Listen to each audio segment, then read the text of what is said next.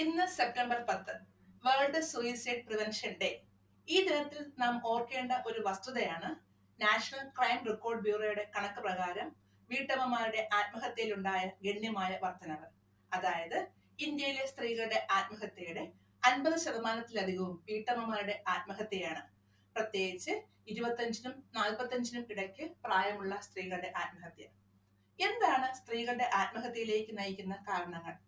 പഠനങ്ങൾ തെളിയിക്കുന്നത് സ്ത്രീകളിൽ ഉണ്ടാകുന്ന ഫീലിംഗ് ഓഫ് അൺവാണ്ടഡ്നെസ് എന്ന മാനസികാവസ്ഥയാണ്.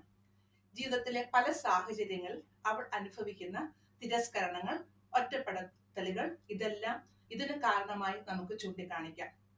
ഉദാഹരണമായി ചില സ്ത്രീകൾ പറയാറില്ലേ, ഒഴിവു സമയത്ത് എനിക്ക് തൊട്ടടുത്ത ബീച്ചിൽ പോയി എന്റെ കുടുംബവുമായി വെറുതെ വർത്തമാനം പറഞ്ഞിരിക്കാനാണ് ഞാൻ ഏറ്റവും കൂടുതൽ ആഗ്രഹിക്കുന്നത്. എന്റെ കുടുംബവുമായി ഒരുമിച്ച് സിനിമയ്ക്ക് പോകുന്നതാണ്, ഞങ്ങൾ ഉത്സവത്തിന് പോകുന്നതാണ്.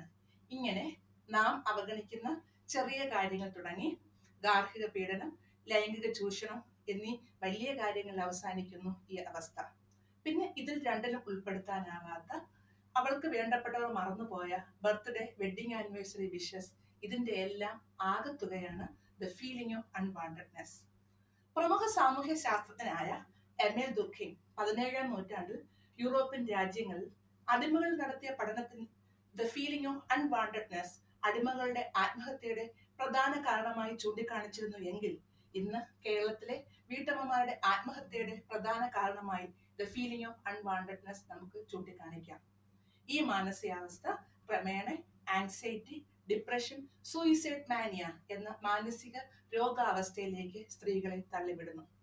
ഈ സാഹചര്യത്തിൽ അകറ്റി നിർത്തലല്ല, ചേർത്ത് നിർത്തലാകട്ടെ നമ്മുടെ ആപ്തവാക്യം.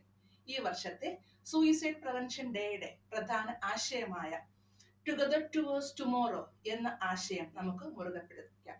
അങ്ങനെ നമ്മുടെ അമ്മമാരെ, സഹോദരിമാരെ, കുഞ്ഞു പെങ്ങന്മാരെ നമുക്ക് ഒരുമിച്ച് ചേർത്ത് പരിഷ്കൃത സമൂഹത്തിലേക്ക് നമുക്ക് ഒന്നിച്ച് മുന്നേറാം. Thank you.